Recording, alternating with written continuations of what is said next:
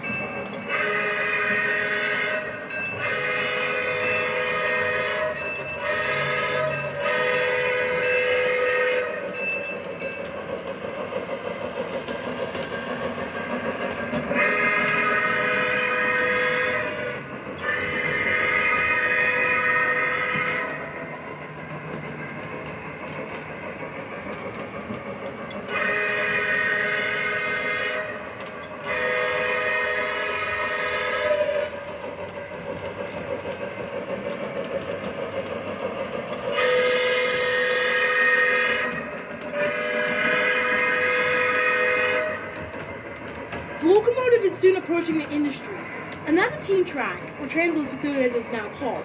This is in the 50s, and they're still called team tracks. Way back in the day, in the 1840s or so, before trucks were widely used, they used teams of horses or mules, hence the name.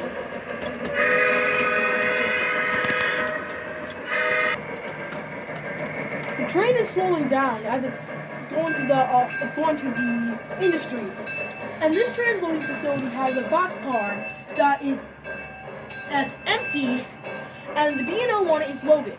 This car will be dropped off, and we'll show some of the switching industries. The locomotive is slowing down, and the car count. And now the car count, they'll be counting cars. Counting based off car distance, 3, 2, 1, etc. Well, I can't hear it now on this operation. If you hear the scanner, you probably could. Remember, radios are still experimental technology at this time. So the rear coupler will be opened, and they're going to couple up to the back and a W car.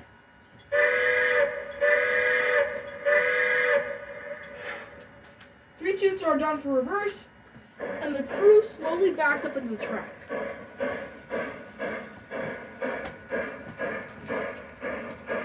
Handbrakes are tied on the NW car.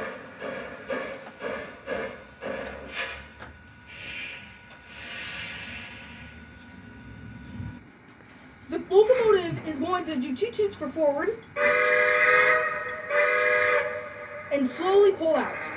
This is an activity known as long-tailing, it reminded the person as a long tail that the train would have. So the N&W car will be put on the spur, put on the main line, while the B&O car will be put on the spur. The locomotive has stopped, and they're about to go in reverse.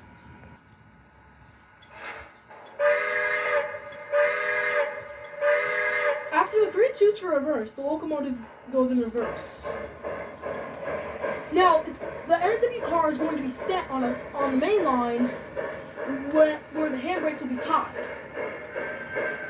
And then they'll uncouple from the rest of the train.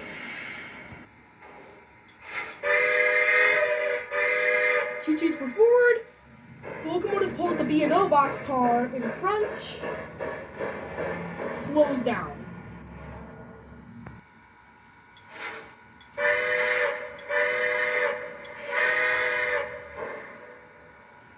This time the locomotive will be pushing the car.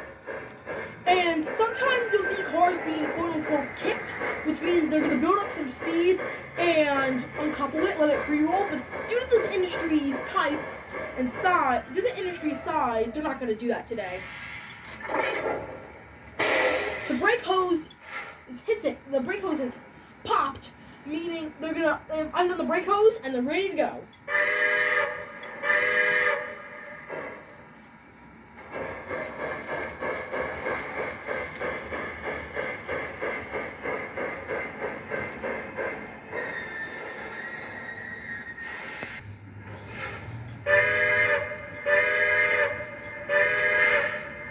The crew will back up and pick up the NW car, which is empty, and the B&O car will be loaded.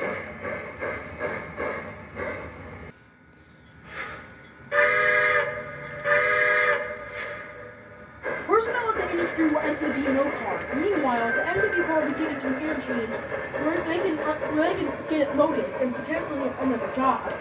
Freight cars can be from all over the places, from back in the day to today, once railroads became a very vast wide network.